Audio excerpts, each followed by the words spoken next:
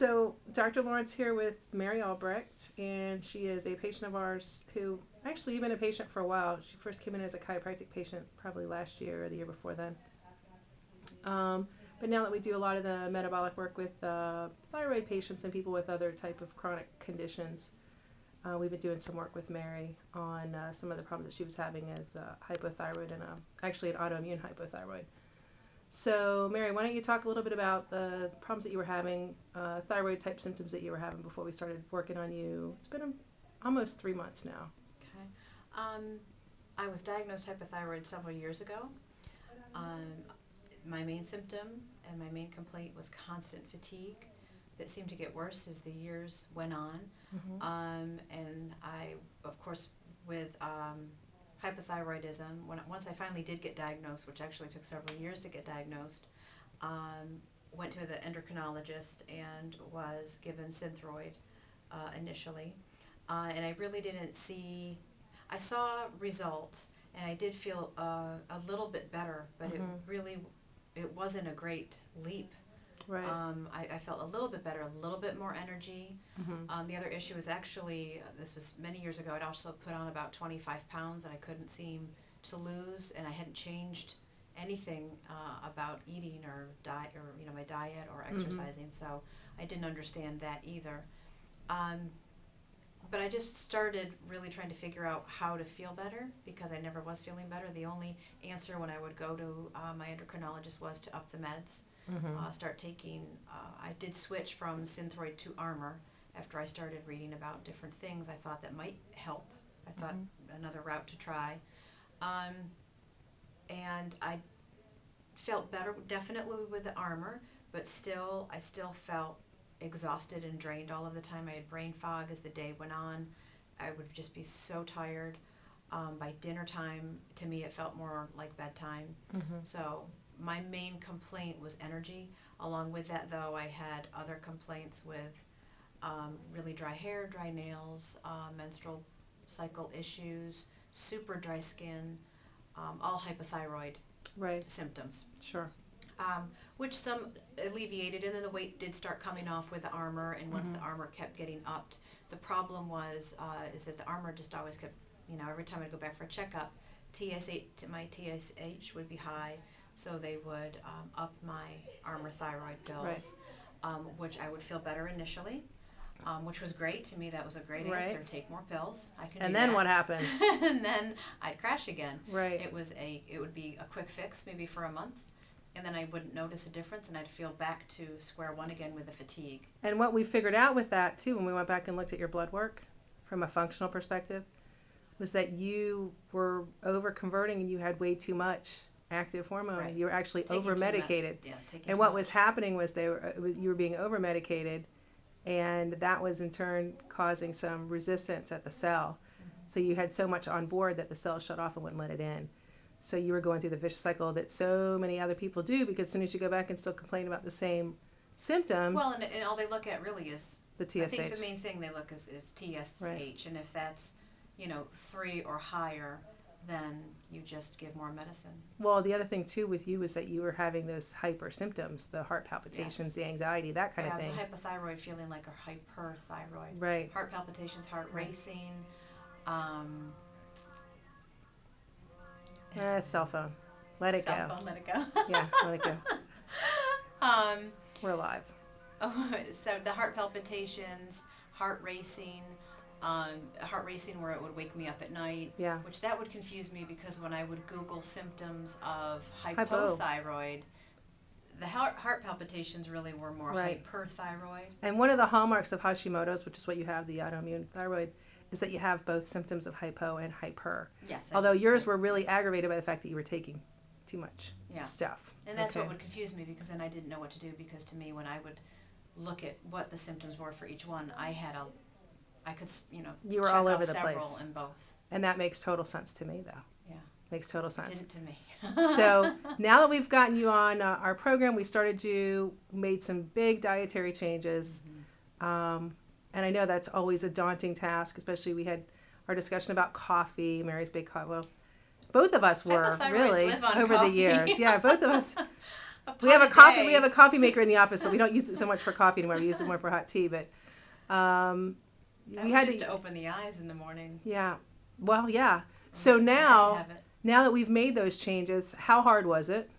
In the beginning, I was overwhelmed. Okay. But I started small. Already when I came here, I already felt that there was merit in eating organic. Mm-hmm. So I'd already kind of invested in that, and not eating out, no fast food. So I actually, when I came here, felt that I ate well. Mm-hmm. Relatively so, yeah. I think comparatively speaking. Mm-hmm. But I think doing it in small steps, I think the first thing back in November I think I actually stopped the coffee and the gluten at the same time. Mm-hmm. It was roughly the same time. I actually think I stopped the coffee a little bit before. And I have been on coffee for almost 18 years, mm-hmm. several cups a day. And there was a time when I felt really sick where I had a coffee pot in my classroom and I drank it all day long. And it was just to keep you going. It was to keep me awake. Right. It got to the point where I almost didn't feel it, but I also knew if I didn't drink it, I'd also get a bad headache. So mm-hmm. I had to drink it in addition. But I quit the coffee, had a headache for several days, didn't feel very well. But it was around the same time, too, that you had really talked to me about gluten. Mm-hmm. So I'd also stopped the gluten, so I'm not sure, right. what it was. But now I don't crave. That was November, and mm-hmm. we're in January. So I don't crave coffee at all. I could go to Starbucks and get a tea or a water. Mm-hmm. It doesn't bother me. I don't need it. And you found it to be easier now that you've been gluten-free for a while. That's probably... Well, and the amazing thing, too, is, I did admit to you that I slipped up that one time. Yes. And I did have that Starbucks after I hadn't had it. I think it had been about a month. It mm-hmm. was sometime in December. I had a lot going on, was very busy. I was feeling exhausted. So I did it. I went and I got it, and I felt so sick mm-hmm. afterwards. I felt horrible. I ended up getting a horrible headache, body aches, everything. I felt awful. So to me, I have no desire to drink coffee. Not worth it. No, I'm fine with organic green tea. So what are the big changes that you've seen since we've started you on this program? Huge changes, energy-wise, mood-wise. We haven't really touched on the mood, but when you're exhausted all of the time, you're mm-hmm. not exactly the happiest person all of the time when you're constantly drained. Definitely, I think I'm eating more. I eat every 2 to 3 hours. I don't allow myself to go any longer than that. I pack my own lunches. I actually, for work, I very often, lately what I've been doing is packing even a breakfast. Mm-hmm. So I pack a breakfast, a mid-morning snack, a lunch, and a mid-afternoon snack to take to work. Because blood sugar is huge. And with Mary, that was a big part of what's making her better. Yeah. Is that her blood sugar was just all over the place, and you can't function like that. The brain needs a constant, source of fuel. So that was one of the big things that we worked on with you, and that's just made a world of difference in your mood and just in your energy in general. That's been incredibly And huge. I think you've also lost, not that you needed to, because you were a nice weight for yourself to begin with, but you've taken off a few pounds too. Yeah, nice side effect. Yeah. One of the bonuses of being healthier. Without really trying, and not like you were dieting. It just naturally just came off. I'm eating more than I've ever eaten in my life. I don't diet. I don't even consider So are you hungry? Diet. I'm never hungry. Yeah. I'm never hungry, and I don't even crave the things that I thought I would crave. I don't crave. Mm-hmm. The things that I thought I could live without, especially the coffee. Mm-hmm. I crave starches, bagels and cream cheese, being from New York, mm-hmm. things like that. Anything starchy, to me, that's comfort food. So when you told me about you mentioned gluten to me a year ago, and I just thought there's no way I can do it. Right. It's not even possible. And it's very possible, and I don't crave it. And I could cook something for my kids that has gluten in it, or I can make pasta for them, and I'm not even tempted to eat it. Sweet. That's the best part. Yeah, the craving's not even there. And effort-wise, I don't really feel that it's an effort, because to me, I'm feeling better. So it's worth it.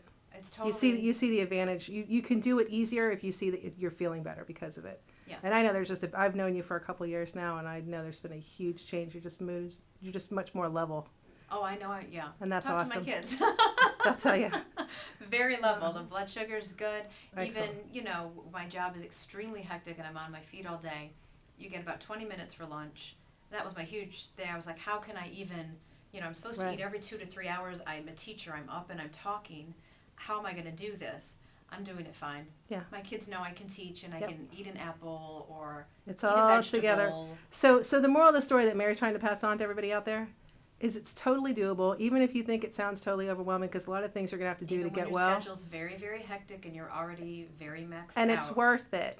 It is worth it. It's worth it because you're going to feel better. Because now I have energy for my already maxed out schedule. So you can pack some more stuff in there. No, we're not going to do that. No, please no. All right. Overscheduled.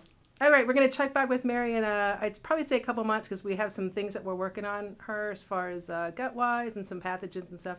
And then we're going to check back with her as we get those things straightened out, see how much better she's doing then.